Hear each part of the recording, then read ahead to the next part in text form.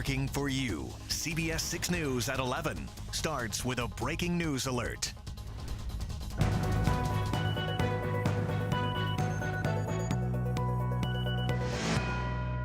It's going to be a dark day in our history. It was a day from hell. A day of violence and chaos in the Charlottesville area ends with 3 people dead, including 2 Virginia state troopers.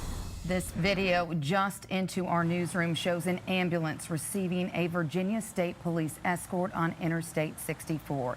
That ambulance carrying the bodies of those 2 troopers killed in a helicopter crash outside of Charlottesville today. They are being transported to the state medical examiner's office downtown. Good evening, everyone. Thanks to you so much for joining us. I'm Brennan Summers. And I'm Laura French. Angie Miles has the night off. People attending a Unite the Right rally organized by a right-wing activist spent part of the day clashing and fighting in the streets with counter-protesters. In all, the Charlottesville police chief says 35 people were hurt and a 32-year-old woman was killed and 19 were injured when a car appeared to be deliberately driven into a group of protesters. Just minutes ago, we learned that the FBI and the U.S. Attorney's Office have opened a civil rights investigation into that crash. And just a few hours later, that state police chopper went down in Albemarle County, just a few miles from those protests in the city. And we have just learned the names of those troopers. Virginia State Police say 48-year-old Jay Cullen of Midlothian and Burke Bates of New Kent died at the scene. Bates would have turned 41 tomorrow. We have complete team coverage from Charlottesville tonight. And that starts with our very own Melissa Hippolyte, who spoke to a man who witnessed that crash. She's live to tell us more about what she's learning about the troopers on board. Melissa. Well, Brennan, this was a tragic day for the Charlottesville community as well as the Richmond community, as 2 Virginia State Police troopers from the Richmond area lost their lives right here in this neighborhood outside of Charlottesville. It sounded mechanically like it was having problems. In the middle of some yard work. It was very apparent that the pilot was trying to gain control of the craft. And as violence erupted a few miles away in downtown Charlottesville, Robbie Knoll looked up to see a helicopter losing control just before 5. It appeared to honestly invert, to turn upside down. Knoll says he watched powerless as the helicopter dropped vertically, tail down. It lost some parts, seemed to fly off, and then it came down relatively quickly. Frankly, I was a little shaken. Virginia State Police confirmed the helicopter belonged to them, and 2 troopers who were assisting with public safety at the Charlottesville protests died.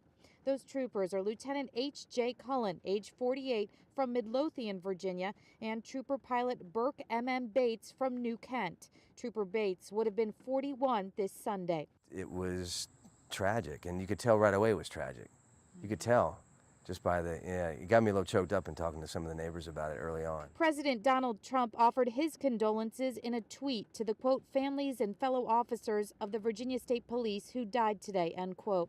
Sources say state police were filming the protests in Charlottesville from the helicopter. We captured these images of what appear to be 2 VSP pilots looking very emotional. Pictures that highlight a tragic day for the Virginia State Police, for Virginia, and for the city of Charlottesville. It was a day from hell. You know, we'll survive, we'll come back, but it's going to be a dark day in our history. Now, the National Transportation Safety Board is investigating this crash. The Virginia State Police say they do not believe that foul play is involved. Working for you tonight in Albemarle County, I'm Melissa Hippolyte for CBS 6. Thank you, Melissa. Well, as you heard from Melissa, President Donald Trump tweeting tonight deepest condolences to the families and fellow officers of the Virginia State Police who died today. You are all among the best this nation produces. And Virginia Governor Terry McAuliffe and First Lady Dorothy McAuliffe released a statement on the deaths of troopers Cullen and Bates. It reads, "We are deeply saddened by the loss of Jay and Burke, both of whom were our close friends and trusted members of our team. Jay has flown us across the Commonwealth for more than 3.5 years. Burke was devoted to our entire family as part of our Executive Protective Unit team for the past 3 years. This is a devastating loss for their families, the Virginia State Police, and the entire Commonwealth. Our hearts go out to their wives and children, and we stand to support them during this difficult time. These heroes were a part of our family, and we are simply heartbroken."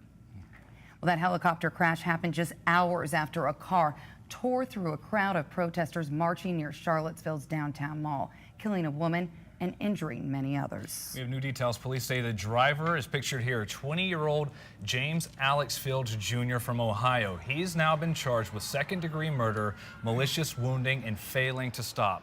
CBS 6 senior reporter Wayne Koval is live for us in Charlottesville. He spoke to people who witnessed the crash. Wayne. Well, Brennan, the clash between white nationalists and counter demonstrators turned deadly Saturday afternoon when witnesses say the driver of that car intentionally sped up, hitting multiple people, then backed up, hitting more people. Those injured brought here to UVA Medical Center. Now a 20-year-old Ohio man facing multiple charges, including second-degree murder.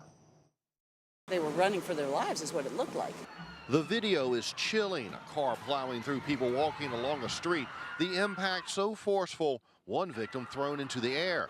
Go, go, go, go. People had, bloodied arms, bloodied legs. They were carrying people on stretchers. Then the car backs up, hitting more people, 4 speeding off. One person's leg at the knee had been it was turned like it had been broken. A 32-year-old woman crossing the street is killed, 8 others with injuries ranging from life-threatening to minor. Governor Terry McAuliffe says that there has got to be a movement in this country to bring people together. The hatred and rhetoric that has gone on and has intensified over the last couple months is dividing this great nation. Police say with the help of witnesses and cell phone video, the car was identified and then found in Charlottesville on Monticello Avenue. The driver taken into custody by Charlottesville police. The driver of that car, 20-year-old James Alex Fields Jr. of Ohio, is charged with second-degree murder, 3 counts of malicious wounding, and 1 count of hit and run. Now, just a few minutes ago, we learned that the Richmond field office of the FBI Civil Rights Division and the U.S. Attorney's Office have announced they have opened a civil rights investigation into that deadly crash here in Charlottesville. Working for you in Charlottesville, Wayne Koval, CBS 6 News. Thank you, Wayne. This has just stunned the whole community. Stephanie Olguin from our D.C. Bureau spoke to the Charlottesville community about the day's tragic events. She joins us now with that and more about the man who has been arrested in the deadly car crash. Stephanie. Laura, this is the scene where the accident happened this afternoon, and where one woman was killed and several others were injured. Police say that the driver of that car is 20-year-old James Alex Fields Jr. Now, as you said earlier in the show, the FBI is stepping in this investigation. This video shows the moments after a deadly crash in downtown Charlottesville.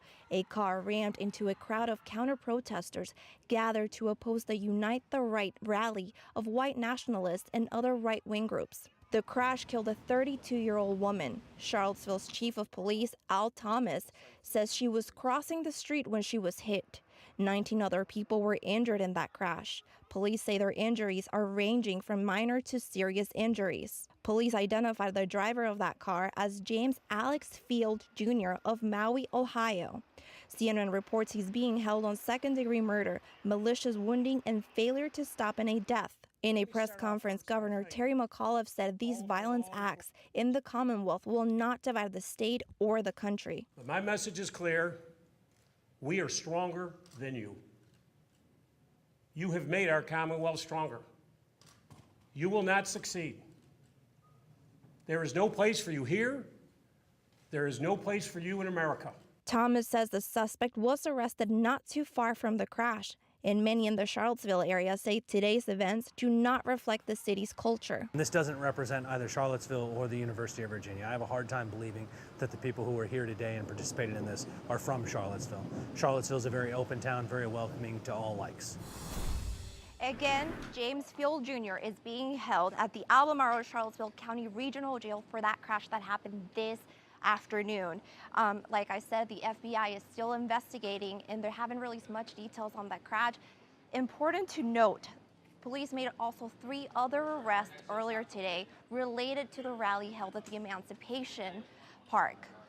Those names and charges will be posted on our website, WTVR.com. Live in Charlottesville, Stephanie Olguin, CBS 6 News. Thank you, Stephanie. A GoFundMe page has been set up to help the victims of the crash, and in less than 6 hours, the fundraising goal was reached. More than 2,000 people have helped raise more than $83,000 for the victims' medical expenses. As Stephanie just mentioned, the driver of the car is not the only person facing charges tonight. We have just learned about those 3 others arrested today.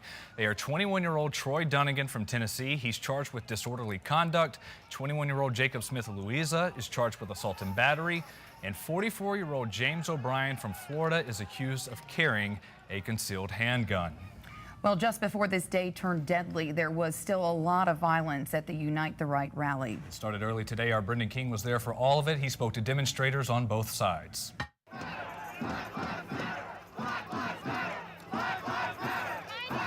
A state of emergency in Charlottesville. Man against man. Protesters clashing with police. This is the Unite the Right rally. White nationalist groups protesting in Emancipation Park, fighting the impending move of the Confederate General Robert E. Lee statue. I'm here protecting my First Amendment right and trying to keep the statue from being removed. And Antifa groups, anti-fascism counter-protesters, pushing back Saturday.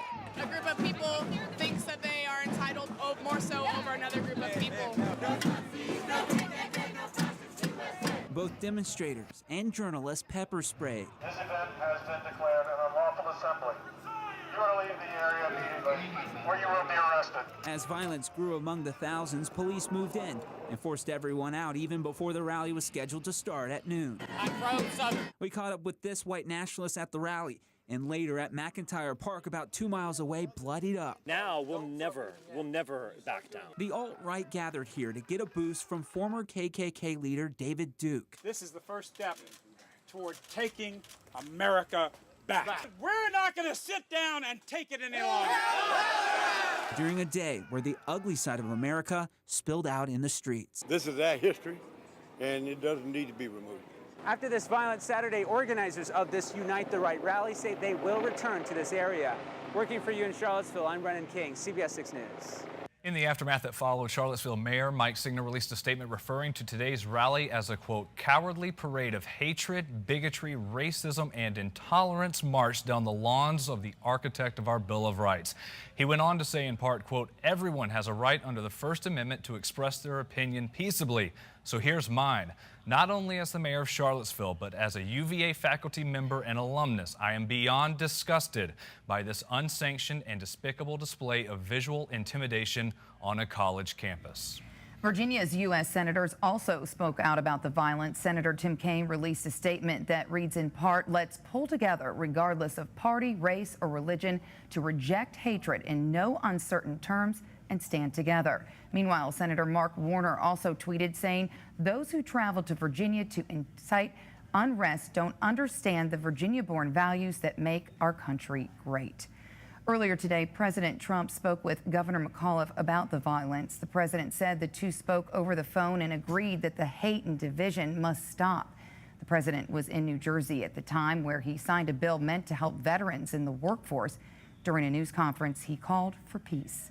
We condemn in the strongest possible terms this egregious display of hatred, bigotry, and violence on many sides. On many sides. The president has since tweeted condolences to the family of the woman hit and killed by the car in Charlottesville and to the families and fellow officers of the 2 Virginia state troopers killed in the helicopter crash. Of course, this story is still developing every minute with new information continuously coming into our newsroom. We will have more live reports tomorrow morning starting at 6. And stay up to date on this story, just log on to WTVR.com. A reminder right now, you can also get our free WTVR Breaking News app. Just download it to get up-to-the-minute alerts sent straight to your smartphone. Mike?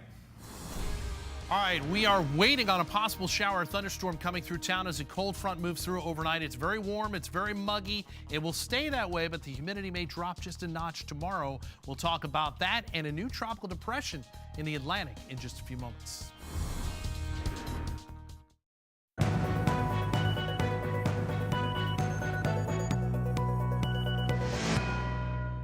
Welcome back. Tonight we're still following breaking news, that violence out of Charlottesville today. CBS 6's Melissa Hippolyte is live in Albemarle County, where a helicopter crashed, killing 2 Virginia State troopers. She walks us through the frightening moments leading up to that crash. Melissa. Yeah, Laura, this is the neighborhood where the helicopter crashed, just right behind me in some woods there by somebody's home. This neighborhood is called the Bel Air area, and it's west of Charlottesville. This is where those 2 Virginia State Police troopers lost their lives. Both of them are from the Richmond area. I can give you their names right now. Lieutenant Jay Cullen, he was 48, from Midlothian, Virginia, and then Trooper Pilot Burke M.M. Bates, he was from New Kent, and tomorrow would have been his 41st birthday. Now, moments ago, we heard from Governor Terry McAuliffe and his wife. They issued a statement saying that they both knew these troopers. One of them protected their family, and the other one flew them around the state. Working for you tonight in Albemarle County, I'm Melissa Hippolyte for CBS 6. Back to you. So very tragic. Thank you, Melissa. And that helicopter crash happened just hours after a car plowed into a crowd at a Unite the Right protest and counter-protest. Yeah, this is where it all started today. CBS 6's Wayne Koval is live at the scene of that crash to recap what witnesses are saying about it. Brennan, more than a half dozen victims of what witnesses describe as a deliberate act were brought here to UVA Medical Center Saturday afternoon. Witnesses say that a car intentionally sped up near the intersection of 4th Street and Water Street, plowing into those walking. One witness described seeing a person fly through the air from the impact of that crash. Other witnesses say then they watched as the car backed up, hitting more people. Now, a 32-year-old woman was killed. 8 of those injured, again, brought here to UVA Medical Center. Witnesses with cell phone pictures and video helped police identify the car, which was found on Monticello Avenue. The driver of the car, 20-year-old James Alex Fields Jr. of Ohio, is charged with second-degree murder, 3 counts of malicious wounding, and 1 count of hit and run. Now, again, just a few minutes ago, we learned that the Richmond Field office of the FBI, their Civil Rights Division, and the U.S. Attorney's Office have announced that they have opened a civil rights investigation into that deadly crash. Working for you in Charlottesville, Wayne Koval, CBS 6 News. It's been a warm and very muggy day across central Virginia. We got up to 87 degrees, a little bit of rain here in Richmond. There might be a little bit more overnight. We'll talk about that and have your Sunday forecast after the break.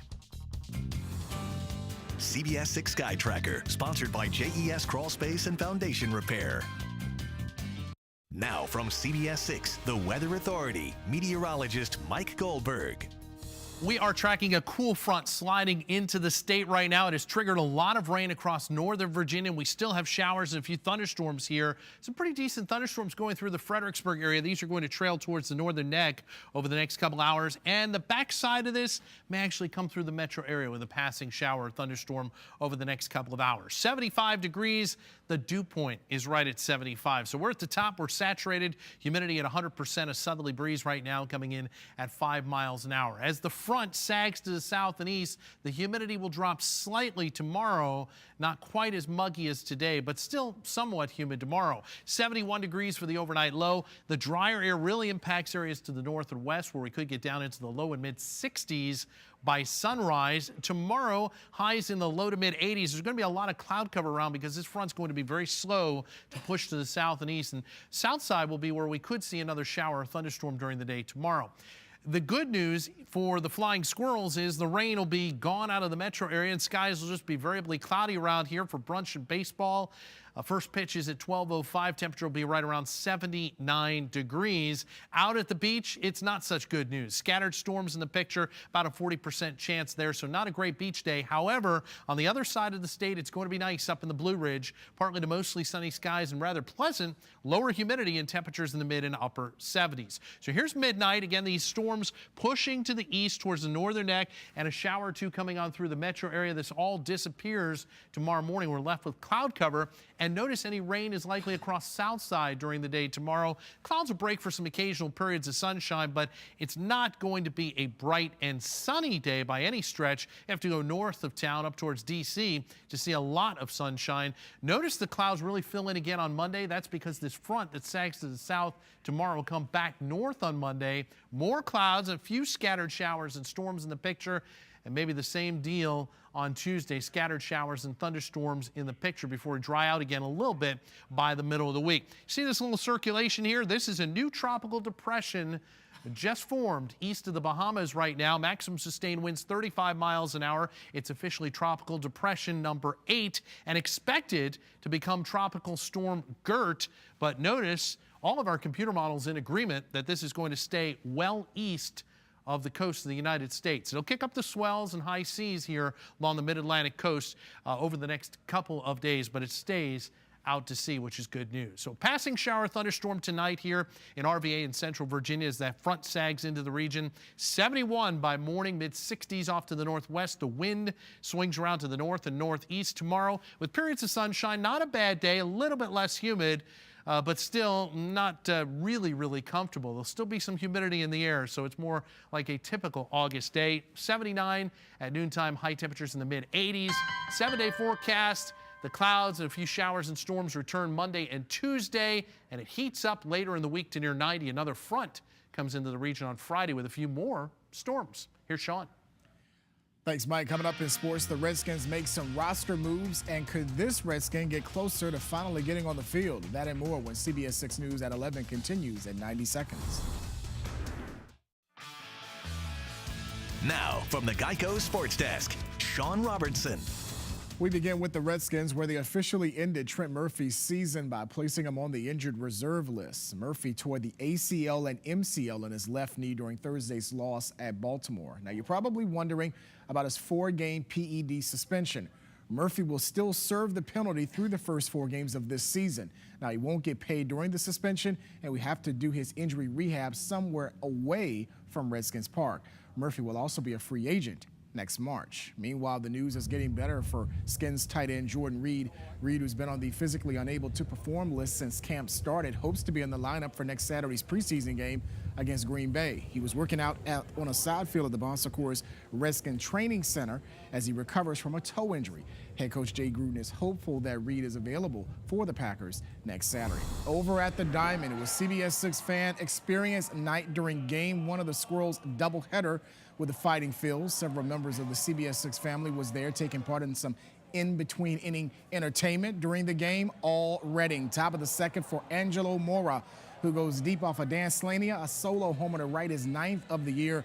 Game tied at 1. A couple of batters later, Malquin Canelo with an RBI double to the corner and left. Reading wins Game 1 8-1 and took the nightcap 4-2. Squirrels will wrap up the homestand Sunday afternoon at 12:05. Moving day at the PGA Championship in Charlotte. The course known as the Green Mile bit back today. Only 18 golfers shot under par, with the round of the day being at 4 under. Kevin Kisner, who began the day with the lead, will go to bed with the 54-hole lead despite a 1-over round of 72 by 1 shot ahead of Chris Stroud. More CBS 6 News right after this. Our top story this Saturday night: 3 people are dead, dozens more injured after a day of violence, chaos, and tragedy in Charlottesville. A rally drew right-wing activists and white nationalists from across the country to the city, where they clashed in the streets with counter-protesters. And a woman was killed when an Ohio man appeared to deliberately drive his car into a group of demonstrators. And hours later, a Virginia State Police helicopter crashed in nearby Albemarle County, killing the 2 troopers on board.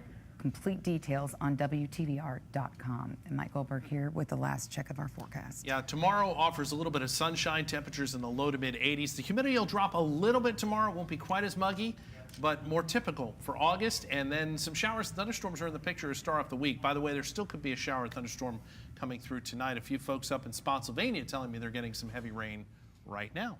All right, thank you, Mike. Thank you for watching the news at 11. We are live in Charlottesville tomorrow morning with our very own Rob Cardwell. He'll be there starting at 6. Until then, get all your information on WTVR.com. Good night. Good night.